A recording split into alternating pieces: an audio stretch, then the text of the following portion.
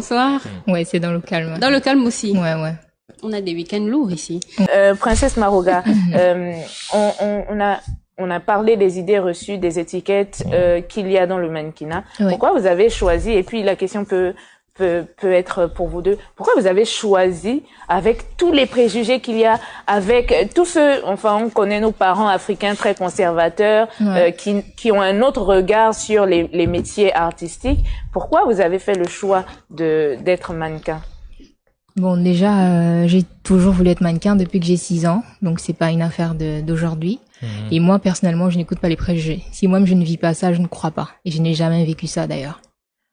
Pareil pour vous. Et Princesse Maroga, en tant que mannequin, quelles ont été les difficultés que vous avez rencontrées? Est-ce que durant les castings pour défiler pour tel ou tel créateur, il y a eu des demandes indécentes? Est-ce que on vous a vexé par rapport à votre poids, par rapport à votre visage? Et quelles sont les difficultés de terrain?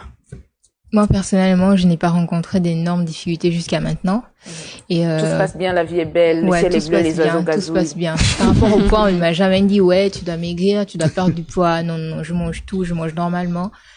Et le manioc le soir avec les feuilles de manioc. Ouais, tout. Je n'ai jamais reçu des propositions indécentes. Non, jamais. C'est vraiment, ouais. Moi, je crois que,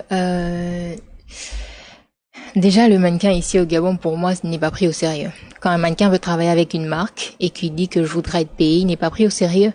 Le brand, la marque lui dit, écoute, je te donne juste le coca. Ça, déjà, c'est pas normal. Les choses de la presse. On est victime. On est tous victimes. Du fameux coca. Au moins, c'est qu'on est dans le même bateau, chacun sa façon. Chacun à son niveau. C'est vrai. Ça, déjà, c'est pas normal. C'est aussi important que le mannequinat se donne de la valeur et dire que si moi, je ne suis pas payée, je ne travaille pas. Pas pour faire le matu. Déjà, Monsieur Brice a touché un point. On va revenir sur le Gabon. Mais enfin, il y a qu'ici qu'on parle d'amateurs. Parce qu'à l'étranger, il n'y a pas un mannequin amateur. Ça n'existe pas, en fait. Ça n'existe pas. Et puis, par rapport à ce que monsieur vient à peine de dire, sur le plan mondial, il a dit que, parce qu'il a dit mondialement, il y a que des mannequins qui sont les meilleurs qui réussissent. Moi, je dis que c'est pas vrai. Là, en ce moment, il y a des gens qui nous regardent et si quelqu'un entend ça, il va se dire, si moi je vais en Europe, je veux pas vivre de ça. C'est pas vrai. Quand moi je suis allée en Europe, j'ai vu des mannequins. Déjà, par ma propre expérience, je n'étais pas connue. J'étais même dans l'une des petites agences à Milan. Mais je vis de ça aujourd'hui. Ah oui, très bien même.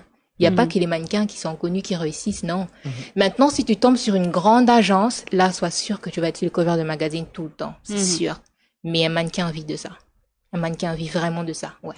Mais pas au Gabon. Non, pas au Gabon. Non, je suis d'accord, c'est pas possible. On vous a déjà dit.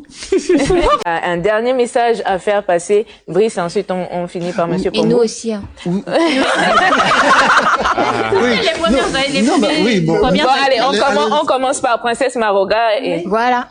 Est-ce qu'on peut vivre du mannequinat au Gabon? Je dirais non. Mais je crois que toutes les personnes qui vont intégrer des agences au Gabon, sachez que c'est pour avoir des bases, c'est très très important.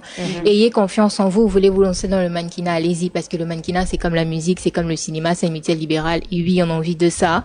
On vit de ça, sorry. Et qu'est-ce que je voulais dire d'autre là? Je suis en train de perdre le fil de mes idées.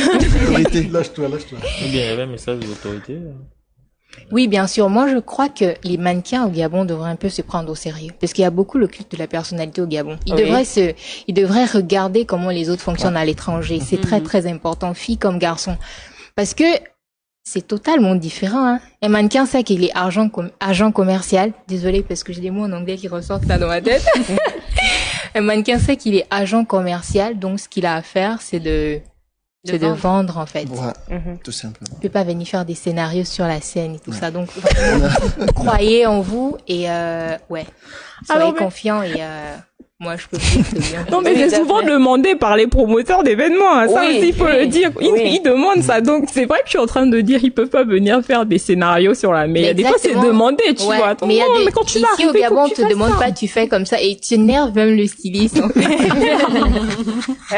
Parce que tu peux aller faire un geste qui te déchire la exactement. Ou qui dénature même l'habit en fait. Exactement.